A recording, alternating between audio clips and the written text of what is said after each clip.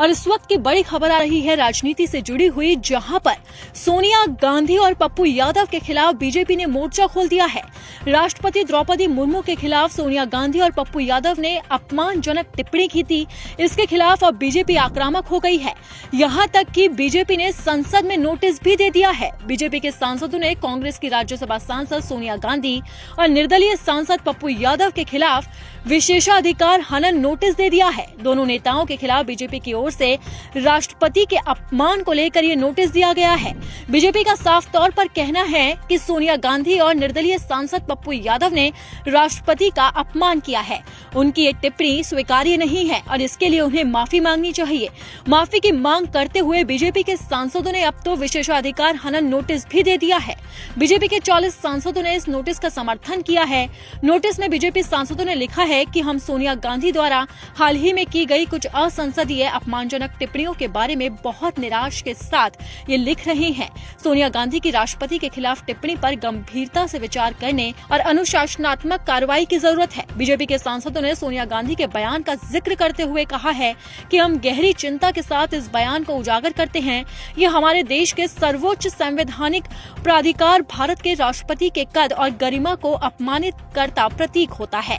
ऐसी टिप्पणियां न सिर्फ राष्ट्रपति दफ्तर की गरिमा को कमजोर करती हैं, बल्कि संसदीय प्रक्रियाओं और परंपराओं की पवित्रता का भी उल्लंघन करती हैं।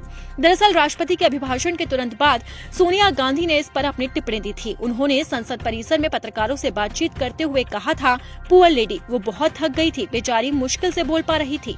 अब आपको सोनिया गांधी का वो बयान भी सुनाते हैं जिस पर सड़क से लेकर संसद तक हंगामा बरपा था और बीजेपी ने उस बयान को लेकर मोर्चा ही खोल दिया था। No comment.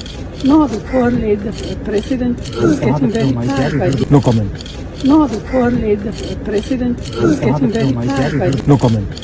No, the poor lady, the president is getting very tired by this. इतना ही नहीं, सोनिया गांधी के साथ साथ पप्पू यादव ने भी राष्ट्रपति द्रौपदी मुर्मू पर विवादित टिप्पणी की थी, जिस पर सियासत गरमाई थी। तो अब आपको बताते हैं कि पप्पू यादव ने भी राष्ट्रपति को लेकर क्या कुछ कहा था। बेचारी का तो कोई दोस्त नहीं, वो राष्ट्रपति हैं, वो तो स्टाम्प है और किसी का लव लेटर पढ़ना है उनको।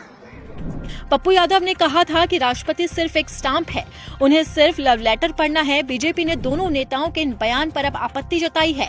इतना ही नहीं, बीजेपी ने संसद में मोर्चा ही खोल दिया है। बीजेपी के सांसदों ने कांग्रेस की राज्यसभा सांसद सोनिया गांधी और निर्दलीय सांसद पप्पू यादव के खिलाफ विशेषाधिकार हनन नोटिस भी दे दिया है। बीजेपी के 40 सांसदों ने इस नोटिस का समर्थन किया है। नोटिस में बीजेपी सांसदों ने लिखा है कि ये बयान सरासर गलत है।